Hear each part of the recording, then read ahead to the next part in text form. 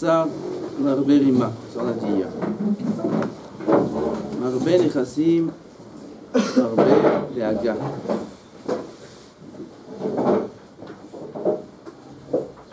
Plus un homme il a des biens, et plus un homme il a des soucis.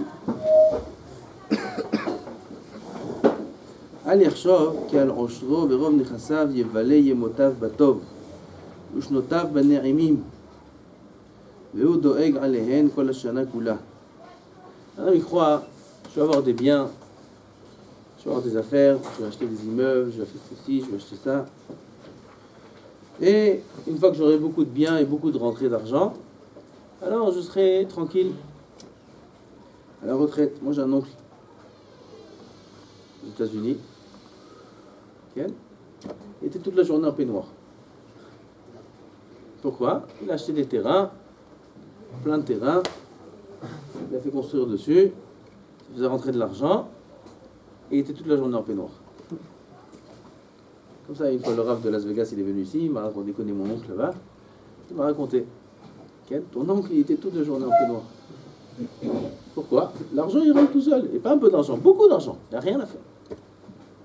Un jour, aux États-Unis, l'économie, elle a éternué. Pitom, ça a changé. Pitom, les terrains ont baissé. C'est ceux qui se rappellent de grande histoire des banques. Toutes les banques, elles sont tombées, tous ces trucs, avec les mashkanta, les prêts, les machins, les crédits. Tout a coulé. La valeur des maisons, elle ne valait plus la valeur du prêt à la banque. Tout a coulé, tout a perdu la valeur. Tous ces biens qui étaient estimés à des millions de dollars, ils valaient que des centaines de milliers de dollars.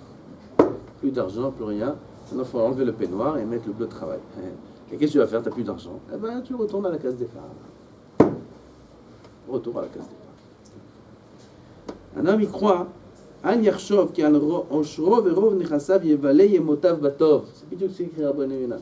Un homme, il croit qu'il a beaucoup de biens, il a beaucoup de moyens, il a beaucoup de... Alors il pourra être tranquille. Ushnotav Bane'imim. C'est faux. Ou Doeg Alehem Kol Hashana Kula. Toute l'année, il va être inquiet sur ses affaires. Regardez les vrais hommes d'affaires. Comment ils sont constamment préoccupés, constamment, 24 heures sur 24, le jour et la nuit. Ils ont 3 à 4 téléphones. Ils regardent là, ils regardent là, ils regardent là, sans arrêt, sans arrêt, sans arrêt. Ils sont préoccupés par leurs affaires. Ils profitent de leurs affaires? Non. Ils ont des milliards? Oui. Ils en profitent? Non. De temps en temps, ils vont en vacances, de temps en temps aussi. She'al oto lechacham ve'yagedcha ashirim v'yomru lach. Va demander aux ashirim, va demander aux chachamim, va voir, quelle valeur elle a la richesse. Quelle valeur ils ont les biens? Aucune valeur. Pas que dans l'argent. Un homme, il croit que plus il a des moyens, pas que financiers, des moyens à sa disposition, même des moyens technologiques. Il croit qu'il a plus il a des moyens, plus il a des facilités à avoir des contacts avec un tel, et mieux c'est, et plus facile c'est. Je ne sais pas si vous comprenez. Ils ont voulu développer la technologie. Ils ont créé des téléphones sophistiqués avec ça, et avec ça, et avec ça, et des dizaines de moyens de communication qui font que tout est compliqué. On croit que c'est plus facile.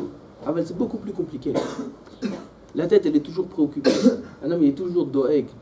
Mao doeg. Doeg, quel message il a reçu, quel message il va envoyer, quel message il va dire, qu'est-ce qu'il doit voir, qu'est-ce qu'il doit faire, etc. Doeg, constamment, sa tête, elle est préoccupée à d'autres choses qui peuvent lui apporter quelque chose dans sa vie. Tous ces moyens de communication, là, tous ces téléphones, tous ces inanimes, c'est que des choses... Je ne parle pas du côté Avera qu'il y a dedans, que c'est Vadaïn Avera, d'après toutes les chitotes et toutes les dérotes. Ça veut dire que quelqu'un qui a possibilité et accès de voir quelque chose de tamé, c'est Vadaïn, c'est une Avera à 100%, et il n'y a pas aucune discussion sur ça. Celui qui ne comprend pas ça, il fait partie du camp de Korach. La Gemara a dit plus loin, la Mishnah a dit plus loin. Ezoi machloket she'ile shem shamayim. Zo machloket. מי זה? הלל לשמיים, נכון? לשם שמיים. מחלוקת שהיא לא לשם שמיים, זה quoi? Il n'y a pas écrit Moshe ve Korach. S'il y avait écrit Moshe ve Korach, je n'aurais pas eu de Kushia. Il y a écrit Korach Varadato. Korach et son équipe, son groupe. A priori, il aurait dû être écrit comme tu dis toi. Machloket entre Moshe et Korach. Ça, c'est la machloket. Moshe ve Korach, c'est la machloket. Tu me dis Hillel et Shammai. Alors la deuxième machloket, c'est Korach et Moshe. Alors qu'est-ce que tu me dis Korach et ses copains? C'était pas entre eux la machloket.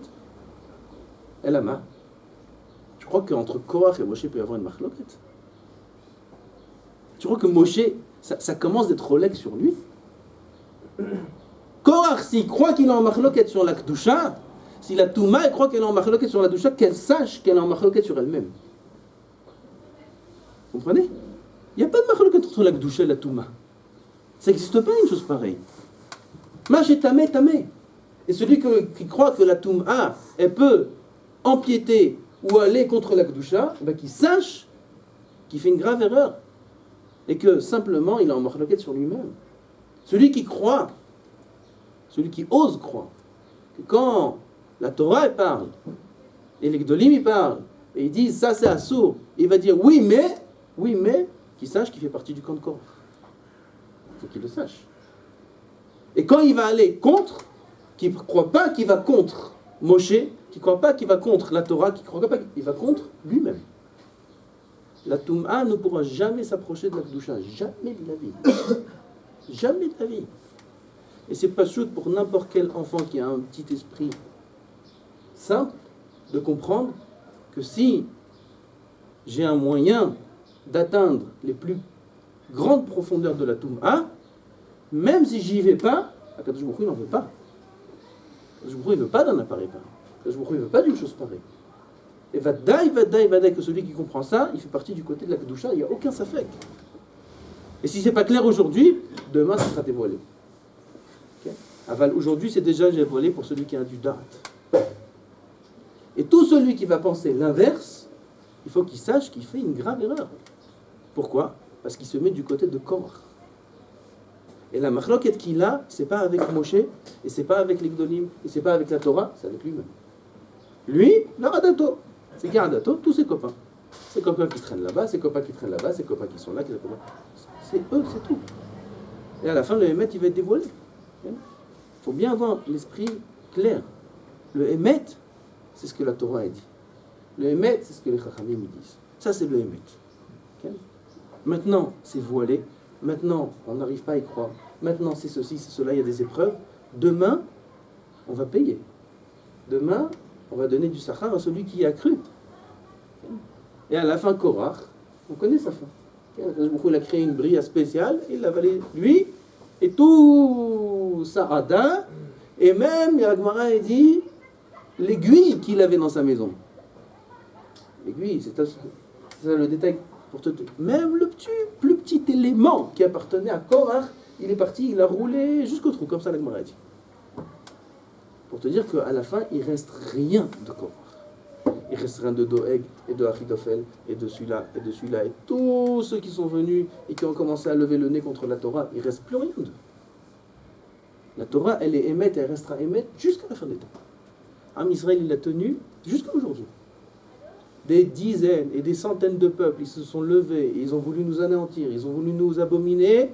Eux, ils n'existent plus, et nous, on existe encore.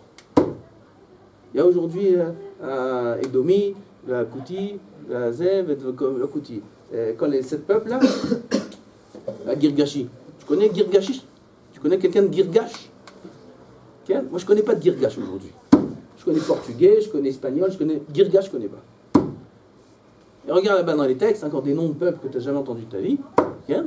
Tous ceux-là, ils sont venus contre Israël. Eux, ils n'existent plus, nous, on est encore là. Lama, Am Israël, il est Chaïv et Kayam. Am Israël, il est marzik ba'emet, il est Chaïv et Kayam. Ah eux, ils sont marzikim ba'sheker, ils sont perdus, les pauvres. Fais attention. Quand Am Israël a fait leur Hegel, regardez l'épreuve. Regardez l'épreuve comme elle est dure. Am Israël, ils ont fait leur Hegel. Vous savez, ils étaient fous, ils étaient bêtes. Ils venaient de sortir d'Égypte, ils ont vu des miracles incroyables. 2 mois après, ils font leur Hegel. Ils n'étaient pas bêtes, Am Israël. C'est des Chachamim. Seulement, ils avaient une Ashkafa qui n'était pas exactement comme celle de Moshe. Ils ont cru que Moshe il est mort, il faut un intermédiaire entre nous et Dieu, etc. Ils ont fait ce qu'ils ont fait. Top. Ils étaient persuadés qu'ils avaient raison. Et la preuve, c'est que même quand Moshe Rabbeinu il est descendu, il était vivant. Et tout le monde l'a vu qu'il est descendu. Tout le monde a vu que Moshe il est vivant. Et Kadosh Baruch Hu, il a dit, commencez à sortir vos épées et tuez-vous entre frères. Ça c'est écrit dans le verset. Tuez-vous entre frères. Moshe Rabbeinu, qu'est-ce qu'il a dit? Une phrase. Mi Lachem Elai. Mi Lachem Elai. Celui qui fait partie du camp d'Hachem qui vient. Le camp d'Hachem, c'est une Torah pure, 100%, sans Tum'a, sans rien du tout, sans Eterim, sans Koulot, sans rien. Torah de Moshe Rabbeinu. Mi Lachem Elai. Qui est venu? Une tribu. Une seule tribu. 11 tribus, ils ne sont pas venus. Une seule tribu, elle est venue. Mais Ribono Shel Olam, vous avez tous cru que Moshe Rabbeinu, il était mort. Et c'est pour ça que vous avez fait ce que vous avez fait. Et maintenant, vous voyez qu'il est là, Moshe Rabbeinu. Il a dit, mais c'était une erreur. J'ai fait une erreur. Non. Pourquoi? Parce que ce n'était pas une erreur, c'était une volonté. Vous comprenez la différence? Il y avait une racine mauvaise. En réalité, le Hegel, ils l'ont toujours voulu. Ils ont toujours voulu le Hegel. Ils ont toujours voulu le kiff, la débandade. Quand ils ont fait le Hegel, les tzachek. Tzachek, c'est quoi? Znout. Zara, ils faisaient, allez, c'est la fête. Et quand je mets Moshe Rabbeinu, il est descendu, il entend des femmes, des cris, du znout, de la rigolade, là, ça boit, ça joue, poker, tam. La fête, il a entendu Moshe Rabbeinu. Alors maintenant, tu vois que Moshe, il est là-bas. Ils ont toujours voulu ça. C'était juste un moyen, une excuse que Moshe n'est pas là. Et la preuve, c'est que quand il est là, ils ont continué. Et quand Moshe Rabbeinu, il a dit « Mi Lachem est là », ils ne sont pas venus. Ils ont continué dans leur chita. Parce que là, ça montre combien leur kavana était psoula. Le Shevet Lévi, c'est le seul qui n'a pas fauté dans le Hegel.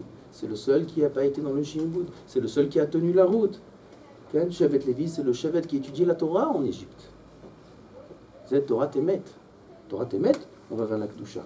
Tous les autres, c'était la guerre. La Milchama. À la fin, ils sont tombés. Combien un homme il peut être aveuglé, Chas Veshalom, par ses mauvaises dérotes?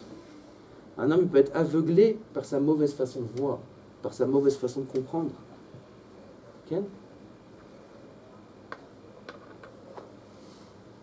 Quand Rivka, elle avait 2 enfants dans le ventre, elle passait devant les synagogues, ils poussaient, et devant les trucs, ils poussaient, Avodat Hazara, ils poussaient. Elle croyait que c'était un enfant. Elle croyait que c'était un enfant. Elle a dit, Lamazi, je veux pas. Si c'est comme ça, si c'est ça que tu me donnes Hachem, j'en veux pas. Après des années où elle n'a pas eu d'enfant. 20 ans. Je veux pas d'enfant. Pourquoi? Et si tu as 2 enfants, et quand ils lui ont dit, en vérité, tu as 2 enfants. Un tzadik, un rachat. Ah, Baruch Hashem. Baruch Hashem. Vaut mieux quoi? Un qui fait un peu la Torah, et il a un peu de mal aussi. Ou un qui fait rien du tout. Rachat d'amour et un tzadik. Elle préfère un rachat et un tzadik. Pourquoi? Le rachat, c'est quoi le rachat? Le rachat, il sait c'est quoi le émet. Il sait c'est quoi le émet. Alors un jour, le émet, il va lui frapper à la figure et il va faire tchouva. Un jour, il aura un isayon, il aura une...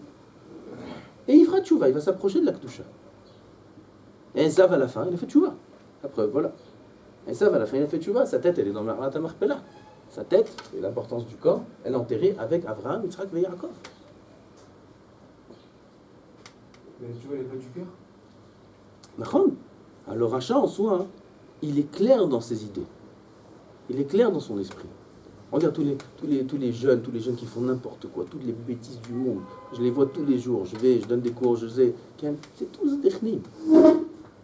C'est rien du tout. Tu l'approches, tu lui expliques, tu lui montres les trucs. Toute sa carapace, elle tombe. Elle tombe et puis c'est une lumière qui est en lui. Le rachat, c'est rien. Le rachat, c'est facile. Le problème, il est celui qui est comme ça. Ça, c'est dur. Ça, c'est la klipa kasha. C'est Korach Va'adato, celui-là. C'est Korach et tous les gdolim et tous les tzadikim qui sont tombés. Ça, c'est comme ça. Hein? Tzadik, machin. Tzadik, machin.